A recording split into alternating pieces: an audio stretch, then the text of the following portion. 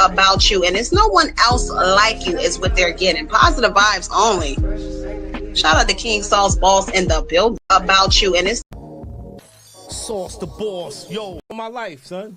Sauce the boss. It's his birthday. Everybody wish him happy. Sauce the boss, yo, Sauce the boss, of course. Hemp to the simple sauce.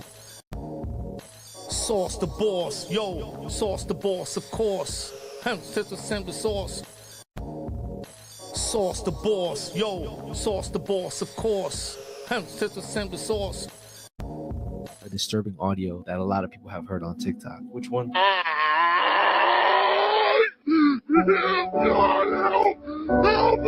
This sound.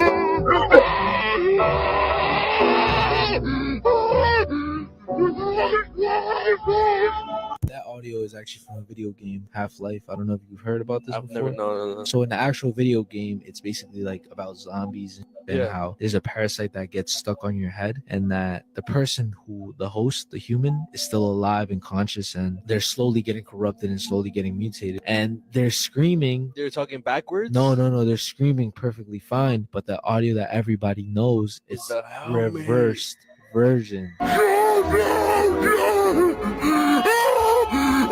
I heard this audio too, though.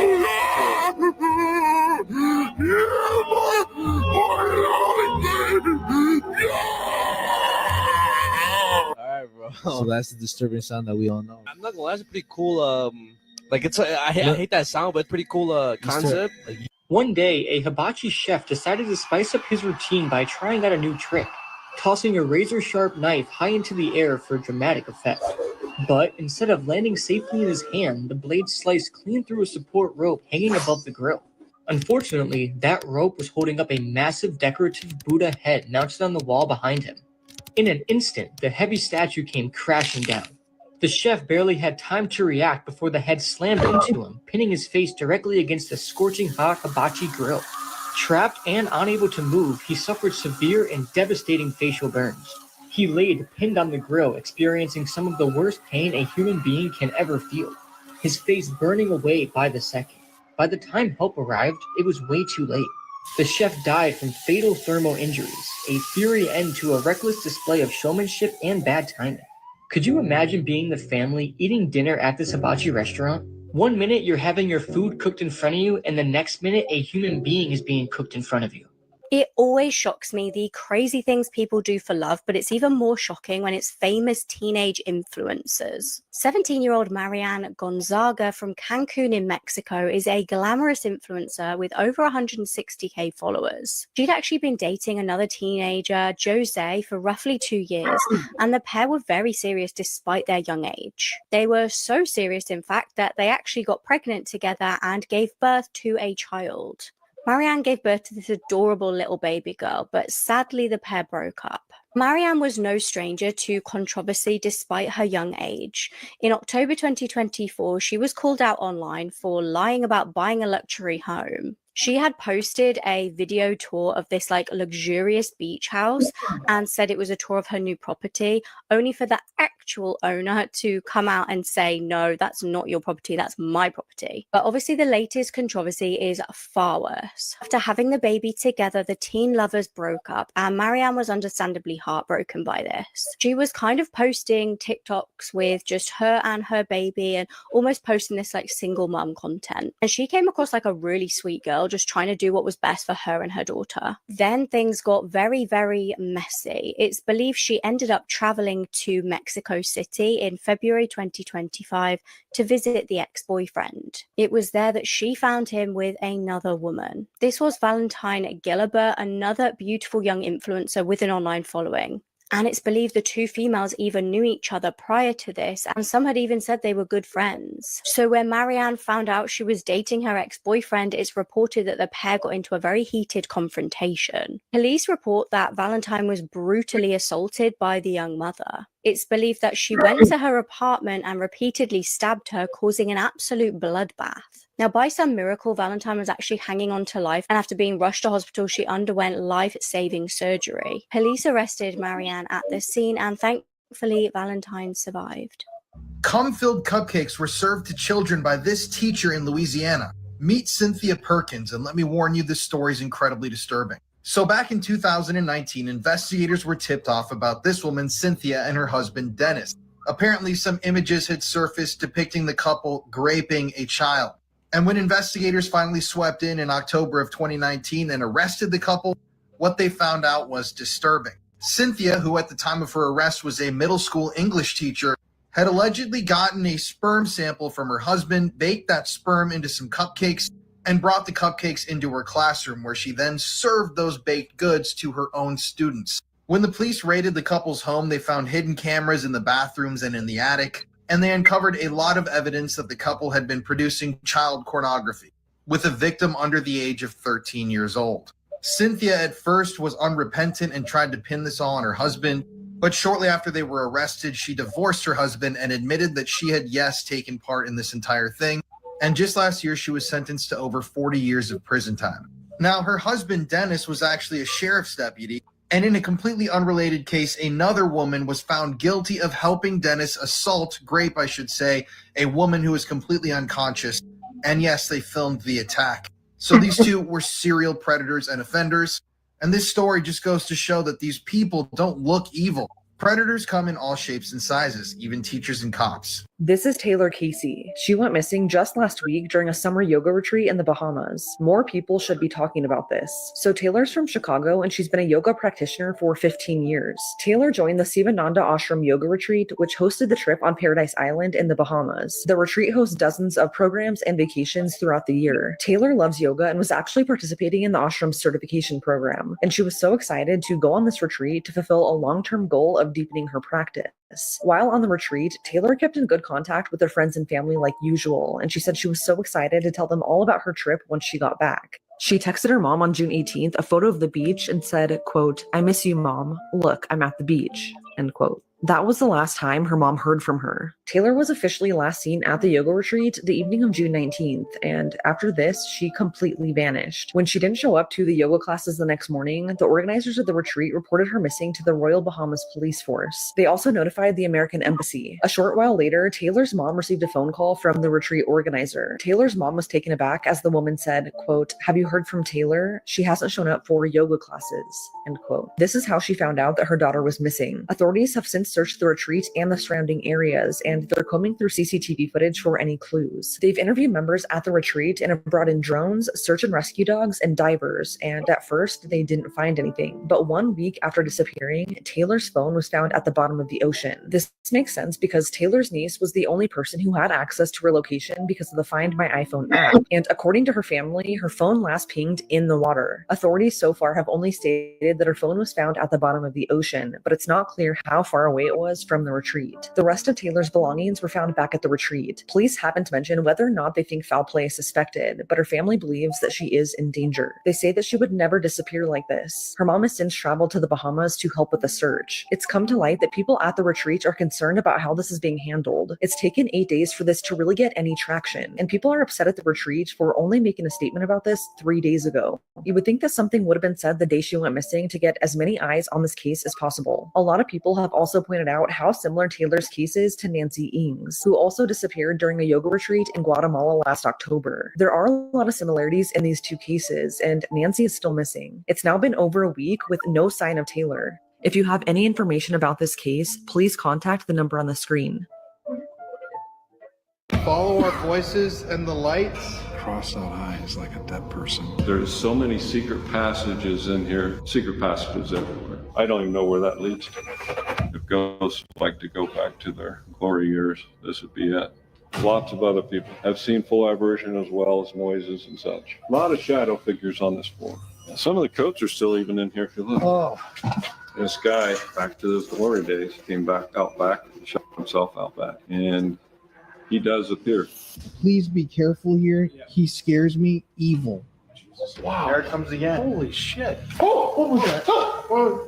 Is there anybody here in the school with us? Let us know you're here. Hey, we see you down there. There's a headless doll. The head's missing. You will see and hear stuff. Now, what's that mean? I don't know.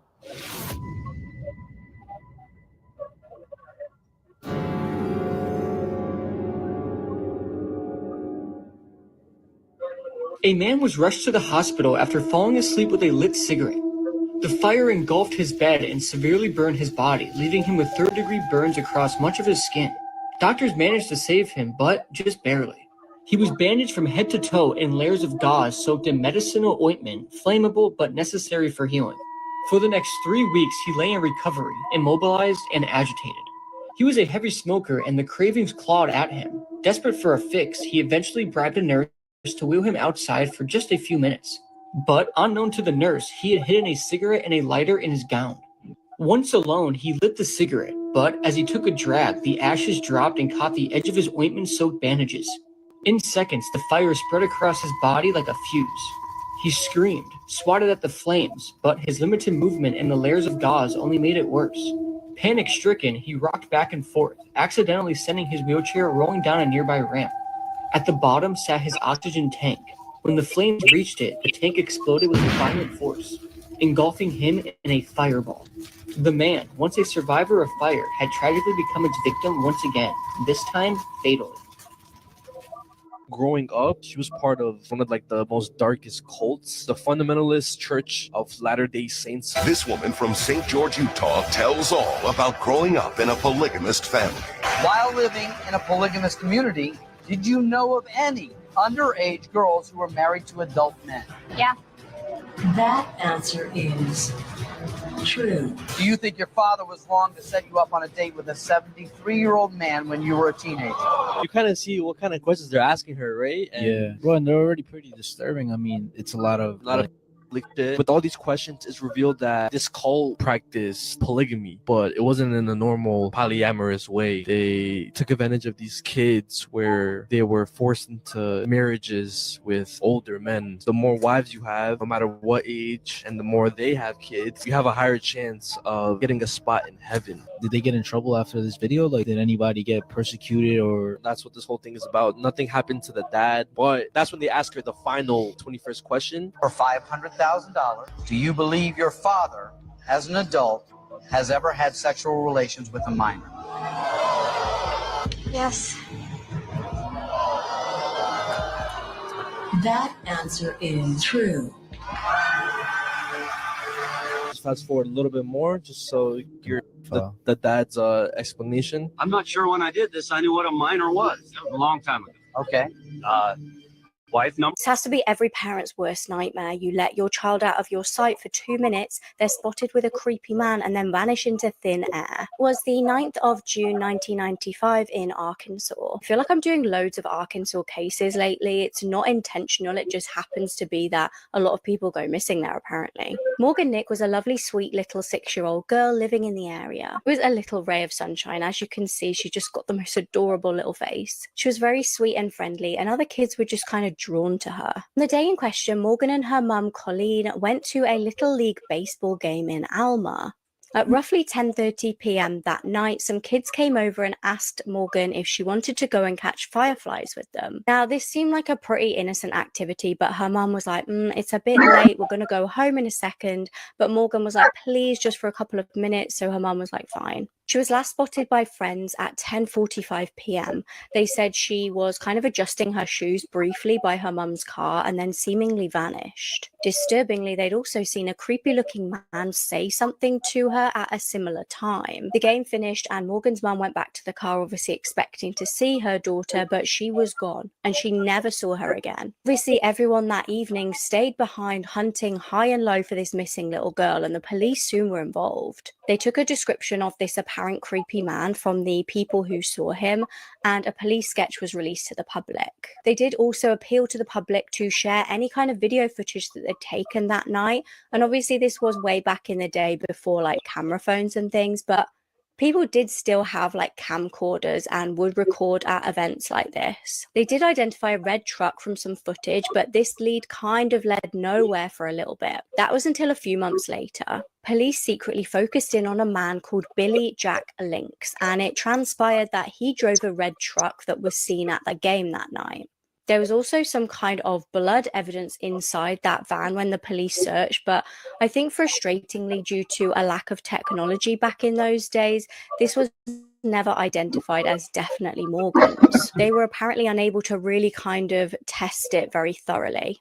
This man had also tried to snatch another little girl from the local area just 2 months after Morgan vanished. This is what really put him on the police radar, and this happened just 10 minutes away from where Morgan disappeared from. He was convicted of indecency for that crime and was questioned about Morgan, but just denied all knowledge. He was in prison for attempting to snatch the other girl, but frustratingly died in prison in 2000 before we knew anything about what happened to Morgan. It was only in October 2024, obviously 24 years after he passed away, all those years later, police finally announced that they revisited that red truck and a lab report, quote, strongly indicates Morgan had been inside that truck.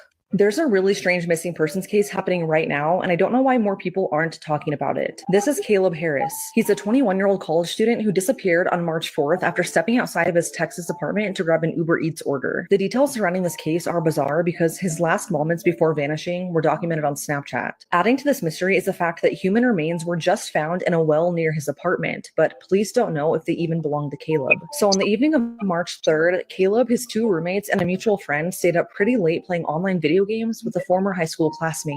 They all lived in an apartment on the 1900 block of Ennis Jocelyn Road near the Texas A&M University at Corpus Christi. Caleb was a second-year student there. At around 12:56 a.m., a doorbell camera from a nearby apartment showed Caleb, his friend, and 1 roommate in the parking lot of the apartment complex playing with a puppy. The puppy belonged to the girlfriend of one of his roommates. The camera then showed them returning back into the apartment. Shortly after, the friend left and both roommates said they were going to head to bed. But Caleb said that he was going to stay up and order some snacks off of Uber Eats for his school lunch the next day. A few hours would go by, and at 2:44 a.m., Caleb sent a Snapchat to his sister that showed him walking the puppy in what appears to be the apartment complex's parking lot. At 3:03 a.m., Caleb sent another Snapchat, but this time to a friend who lives in San Antonio. It was a picture of a small bridge over a drainage ditch within a few hundred feet of the entrance to his apartment. His cell phone last pinged to the nearest cell phone tower at 3:12 a.m., and after this, he completely vanished. 10 minutes later, the Uber Eats driver delivered his order to his apartment. He left it outside near the front door per his request. Caleb's roommates woke up the next morning and found the Uber Eats order still outside in the exact same spot. They also saw that Caleb's truck was still parked right outside. His keys and wallet were still inside the apartment, but Caleb and his phone were gone. He was reported missing not long after, and police searched the entire apartment complex as well as the surrounding areas. But there wasn't a single piece of evidence found. There were no signs of a struggle and no indication that there was a hit-and-run situation. Uber made a statement saying the order was marked as completed without any reported incident, and the driver continued to make other deliveries throughout the night. It's literally as if Caleb vanished into thin air, but there could be a possible break in this case. On Monday, a city employee in Corpus Christi found human remains inside of a 40-foot deep well that's part of a sewer system. This well is located in close proximity to Caleb's apartment and the university. Authorities had a hazmat team come in who had to drain the well water and wear hazardous material suits to recover the remains. But because of the state of the remains, they have not yet been identified, and it's not clear if they belong to Caleb. They were sent off to the county medical examiner, but the Corpus Christi Police Department said that at this time, there's no evidence that the remains are connected to Caleb's disappearance. What's incredibly odd, though, is that CCPD stated that the area where the remains were found had previously been searched multiple times over by several different agencies during the search for Caleb. Caleb was described as a creature of habit, so if this is found to be him, the question of how and why he ended up there will need to be answered. His family has created a GoFundMe to help bring Caleb home, so I'll leave that here. If you have any information about this case, please contact the number on the screen. Hammer coined the phrase, "You can't make this stuff up," might have known the story of real-life boogeyman, Albert Fish. A slight, elderly man with grey hair, no one suspected the kindly single father of being sadistic child murderer and cannibal. Have you ever wondered how accurate progression photos are? Progression photos are what detectives use on people that went missing years and years ago to kind of guess what they would look like today. So I'm going to show you some photos of missing children, what their progression photo looked like, and what they actually looked like when they were found. And if you're new to my page, I do all sorts of true crime and ghost stories, so make sure you're following along. So here's the first one. Here's 2 kids that went missing when they were children. And here's what detectives guessed they would look like as they got older. But here's what they actually look like when they were found. As you can tell, like the hair color is wrong. General face shape is kind of right. I guess on the little boy, it's more accurate, but these look like pretty much completely different people. So here's another one. Here's a baby that went missing. And this is what detectives thought he might look like when he got older, and granted, it's so hard to do this on babies. As you can tell, he doesn't really look anything like what his progression photo looked like when he was eventually found, but this little girl below has some similar features to what they thought she would look like as she got older. I'm so happy that this group of kids got found, but it's also proof that you need to find kids as quickly as possible because they just start looking so different so quickly. This tenant lived in a luxury home for a year and a half for free and insists that the landlord pay her $100,000. Elizabeth Horstrand rented this stunning Airbnb guest house in LA that's worth $3.5 million, but decided to overstay without paying. She says she has the right to be there, but everyone seems pretty upset about this entire situation. Elizabeth's been staying since September 2021, but the agreement was that she stay for 6 months, so instead she asked the landlord to pay her $100,000 so that she can relocate. A judge ruled that the landlord has no legal reason to evict Elizabeth from the home due to the city's rent laws, which absolutely sucks. And then Elizabeth's attorney argued that she wasn't required to pay rent because the home had never been officially approved by the city for someone to live there. And she also claimed that the shower was built without a permit. Elizabeth has made it very difficult for the landlord to enter his own house, and he even offered to pay for her hotel stay, which she declined. He called Elizabeth a tenant from hell, and he filed a lawsuit to evict her, and finally she was forced out of the home this month. So my question to you guys is, do you think Elizabeth's reasoning was valid, or is she out of her mind? Imagine being so scared of police that you freeze to death. Brandon Bushman was a 34-year-old man living in Minnesota. On June the 26th, 2023, something horrific was revealed. Police responded to a call asking them to attend a property that hadn't been lived in since around February 2023. Just after 3:30 p.m., police found Brandon's body inside of a chest freezer in the property. Now, witnesses had seen police in the local area and spotted Brandon run from the upstairs of the house. It's believed that he had a warrant outstanding for his arrest, and it's believed he was trying to evade police. In doing so, he ran to the freezer of the property, presumably hoping to hide there for a short amount of time. However, after climbing into the basement freezer by choice, tragically, due to it being an older model of freezer, it had no facility to be opened from the inside. It had a latching mechanism on the outside of the freezer only. Tragically, Brandon was trapped. He couldn't escape the freezer. He was found deceased, and the autopsy showed no evidence of him having any prior injuries or trauma to his body. I served my customers human flesh burgers in my restaurant. My name is Joe Metney, also known as the Cannibal. I killed and dismembered about 10 women, turning them into hamburgers. It all began in 1995. I was searching for my son, whose custody had been taken away by my ex-wife a year earlier. Under a bridge in Baltimore, I encountered 2 homeless individuals who were using drugs with my ex. Enraged, I killed them with an axe. I also killed a fisherman, fearing he might be a witness, then disposed of the 3 bodies in the river nearby. A few months later, I came across 2 prostitutes. Like a butcher, I turned them into meat, which I stored in Tupperware containers placed in the freezer. The remains were buried in small graves I had dug in the woods. In the following weeks, I sold human meat hamburgers on the side of the road from a trailer. Since the taste of human flesh is very similar to that of pork, no one could tell the difference. Whenever I ran out of meat, I sought new victims among the homeless and prostitutes, luring them with promises of drugs or easy money to create my horrifying recipe of human meat. It was in 1996 that I was convicted and sentenced, and on August 5th, 2017, I died in prison. I keep seeing a lot of online discourse about the new Netflix Jeffrey Dahmer show and if it's actually exploitative, so let's take a little deeper look. Recently, it came out that one of Jeffrey Dahmer's victims' siblings learned that the show was coming out when everyone else did. Her name's Rita Isbell, and her brother was Errol Lindsay, and they use her likeness and name in the show pretty explicitly. Rita was known pretty publicly at the time for her outburst during the Jeffrey Dahmer trial, and you can see here, the show makes no bones about using her exact likeness and outburst to profit, and Rita is not partaking in any of the profit shares of this show. Personally, and this is just me, I also think the show makes a very specific choice by casting Evan Peters as Jeffrey Dahmer. Evan has a really specific online fan base of young girls who idolize the psychotic characters he plays. So it's not shocking to me that people are watching this show and tweeting insanities like this. The show is number 1 on Netflix right now, meaning it's one of the most watched shows in the whole world. So I can't imagine being a victim's family member because it's everywhere. And though both Evan Peters and the show's creator Ryan Murphy have come out and said that they didn't want the show to be about Jeffrey Dahmer, they wanted it to be about the victims, there's not really a lot being done right now for the victims or their families. But what do you think? Let me know in the comments if you've seen it. You'll never know my name, but I scared the hell out of California in the late 60s with a wave of enigmatic murders. Known as the Zodiac Killer, I was responsible for no less than 37 serial murders between the late 60s and early 70s. This nickname refers to the logo of the Zodiac watch brand, similar to the symbol I used to sign my murders, a target site in a Celtic cross. I was active in Northern California and used to attack young couples in their cars at night in isolated locations.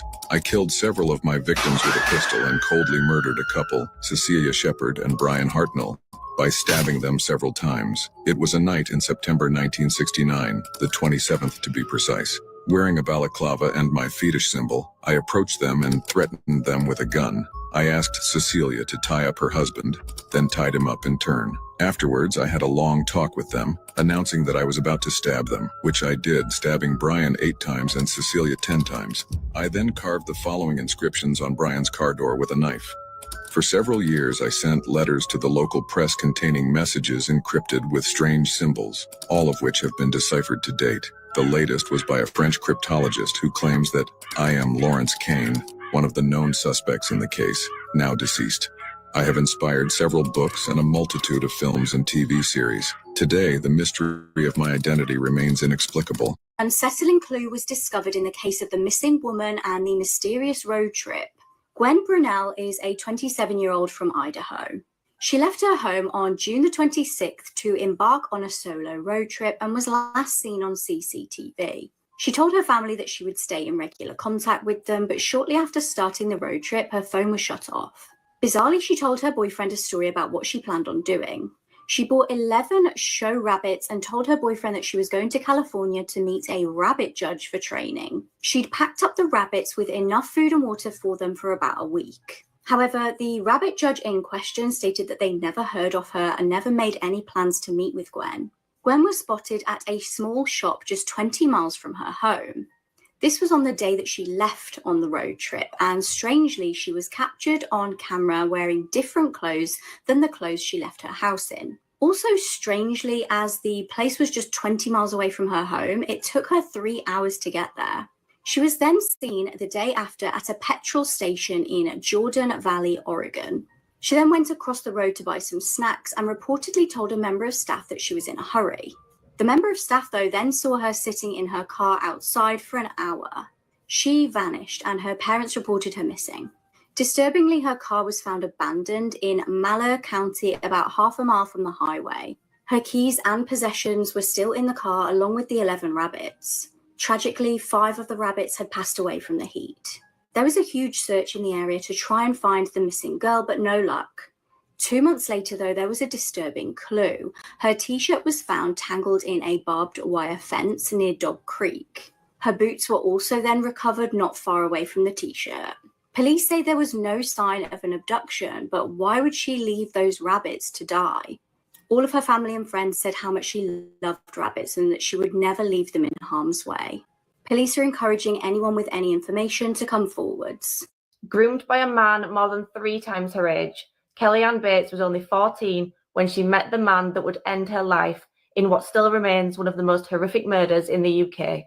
Quick trigger warning, some of the details in the video are quite graphic and hard to listen to. James Patterson Smith was an extremely violent man. On the outside, he looked perfectly normal and was actually described by friends as well-groomed and house-proud. He'd been in a few relationships before meeting Kelly, but they'd all ended due to his violent temper. He'd even tried to drown 2 of his previous girlfriends. And at the age of 46, he met 14-year-old Kelly while she was babysitting for some of his friends. Their relationship was kept a secret by Kelly and James for 2 years, but at the age of 16, when she left school, she moved in with him. When Kelly's parents finally met James, they were shocked by his age, and Kelly's mum did everything she could to try and persuade Kelly to leave the relationship. As the months went on, Kelly became more and more withdrawn, and eventually all contact between her and her family stopped. On April 16, 1996, the police received a call from James saying that he'd accidentally drowned his girlfriend in the bath. When they arrived at the house, they found blood throughout the rooms and Kelly's naked body was in the bedroom. It became quite clear that this was not an accidental death. Kelly had drowned in the bath, but only after enduring up to a month of torture at the hands of James. Kelly had over 150 injuries in total. She'd been tied up with a ligature around her neck. She had burns to her legs, a fractured arm, multiple stab wounds from knives, scissors, and forks. Her hands were crushed. She had stab wounds inside her mouth. She'd been partially scalped, and she had 2 empty eye sockets. Kelly had endured all of these injuries in the weeks leading up to her death, before finally being dragged to the bathroom and drowned. James was quickly arrested, but denied murder, saying that Kelly had inflicted all these injuries on herself to make him look bad. He then changed his story and said that it was him, but that Kelly had taunted him and dared him to do it. It only took the jury 1 hour to find him guilty, and he was sentenced to life in prison with a minimum of 20 years. In January 2023, he actually became eligible for parole, but it was denied and he remains behind bars.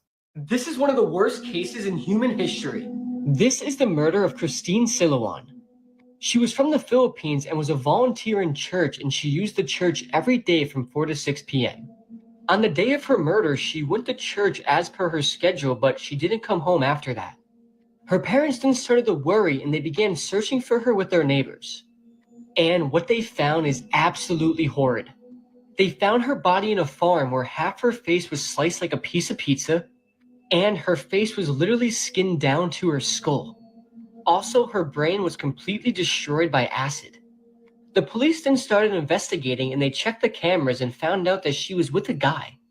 The people started protesting about this case, and the case was then given to special officers. They had a lot of pressure on this.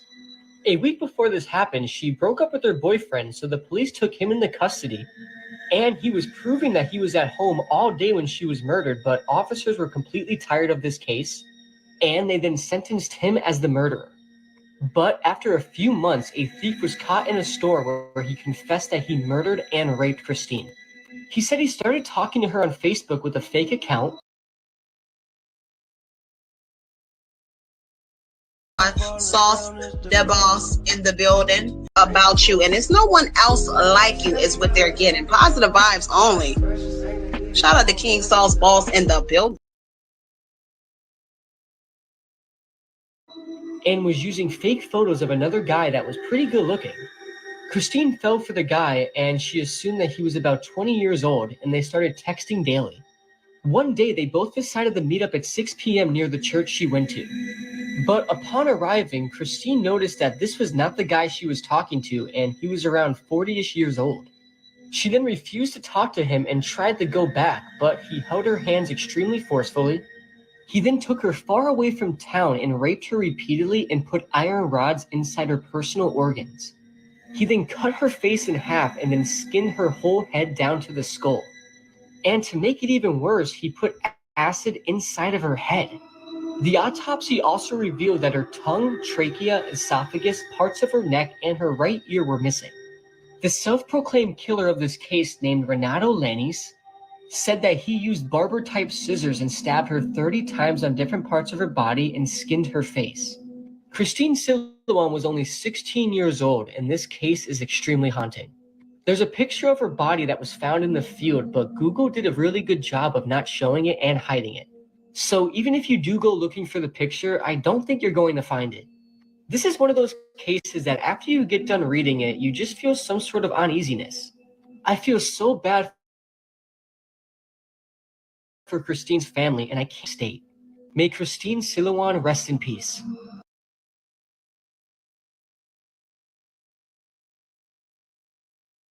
Shout out to Sauce the Boss, of course, man. Who's in the building, man?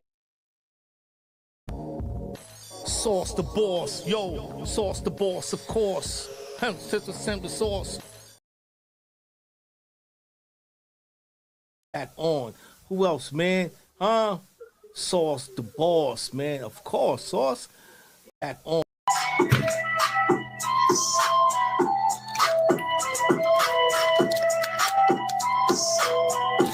y'all. The beach is blasting. The beach is beating. We got some shit to unbox because you know we have new decks on the way. Wait, new waves for the play bay. Tell them to go play with their mother.